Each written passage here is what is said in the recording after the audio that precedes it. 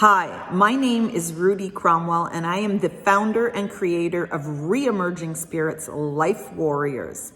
I empower resilient female entrepreneurs to courageously re-emerge and rise in both life and their business.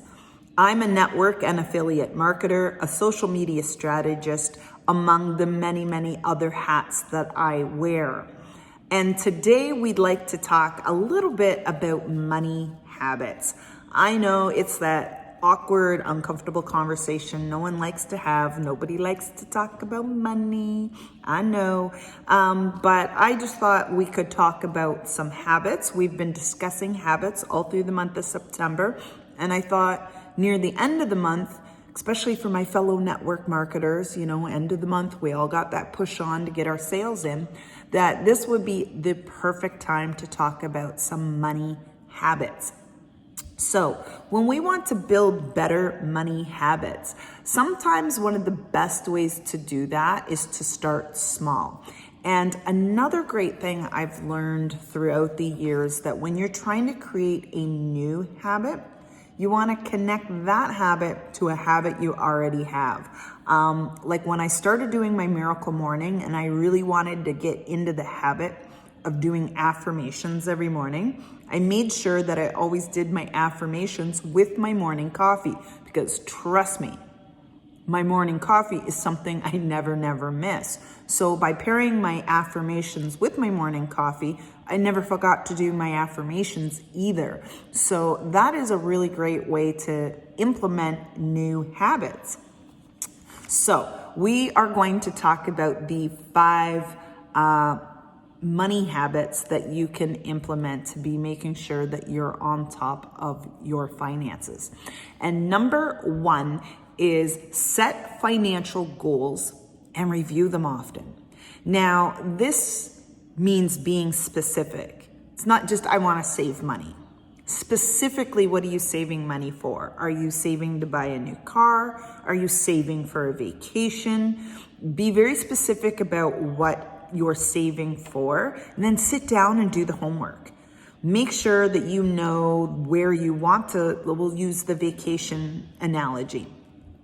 Get out the travel guides, plan where you want to go. How much are the flights going to cost? How much is accommodations going to cost? How much spending money for food and souvenirs are you going to need while you're gone?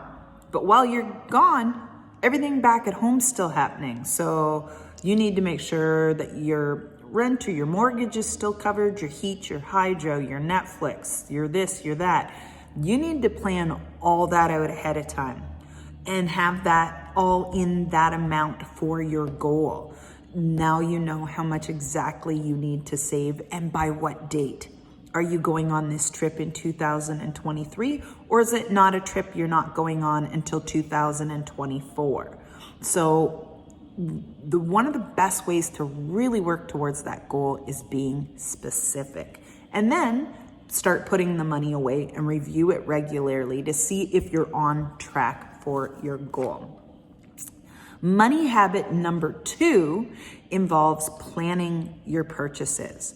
Like, we know we have our specific bills every month, but you can plan your purchases too. Like, this is like making sure you have either money set aside for monthly things like birthday gifts, if baby showers pop up, home upgrades maybe that you want to make, buying that bigger TV for the rec room. You can plan for those ahead of time. You can either make sure you're setting money aside specifically for those kind of purchases, birthday gifts, anniversary gifts, that sort of thing.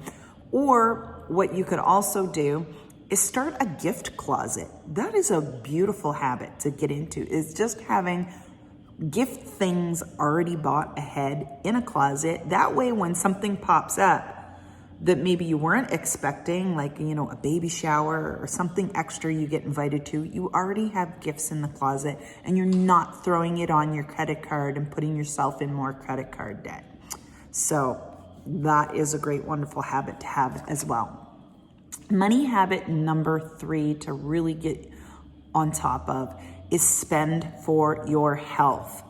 We spend money on this, we spend money on that, but then we go buy, the cheap groceries that are on sale.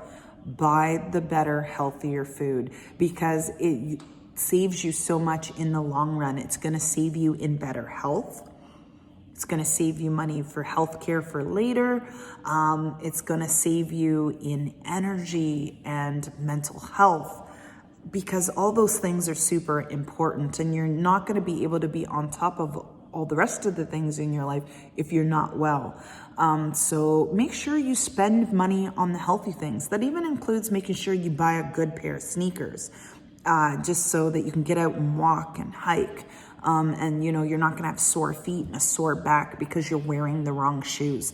I mean, especially us ladies, like, come on, let's be real. We love our cute shoes, but how many of them are actually physically good for us to be wearing on our feet? Not so much. So make sure you're spending for your health. Buy the good shoes, buy the healthier groceries, buy the gym membership, because it's going to save you in 100 other ways in the long run. Money tip number 4 is automate your investing and your savings. Make sure that when you're investing or putting money in a TFSA, that it's being withdrawn automatically out of your account every payday and going immediately into your investment fund or your savings account. This way, you don't have to think about it. It's automated, it's doing its thing, and it also saves you from wanting to impulse purchase and spend that money before it gets the chance to go into your savings or your investment account. We all know we've done it once or twice.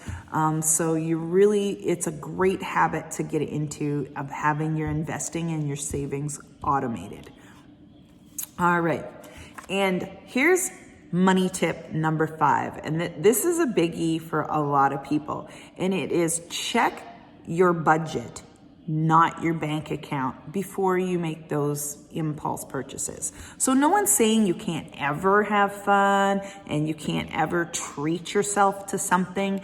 But the thing is, we're standing in the store and we're looking at that thing we want to buy, and we immediately do the check our phone to see if there's enough money in the account.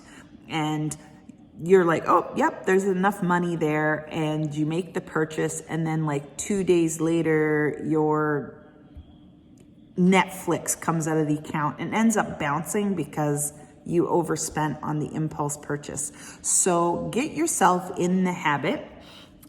I track my budget. I got this gorgeous, gorgeous budget book, and it literally tracks all my monthly expenses, when and where, and all that. It's brand new, so you see it's not all filled in yet. But, when I want to make one of those impulse purchases, it's not that I ever can't, but check your budget first, not your bank account. That way you're going to save yourself from making those oops moments and spending something that really needed to be in there for something coming out the next day or the day after. So hopefully you found these 5 money habit tips helpful. We like to try and provide great advice like this. If you want to stick around and stay connected with me and hear more of these life tips, whether it be from finances or business or kitchen or organizing your home, we talk about it all. You want to join us in my Facebook community called Re-Emerging Spirits Life Warriors. We just are a fabulous group of people helping each other live our best lives possible. So if that sounds like the kind of tribe you want to hang with, we would love to have you there. Just message me below and I will get you an invite into our community. Otherwise, I hope you found what I shared today helpful, and I really hope that you take care, stay safe, enjoy your weekend, and we will see you all next time. And as I always say, re-emerge and rise, my warriors, because warriors do it better. Bye-bye.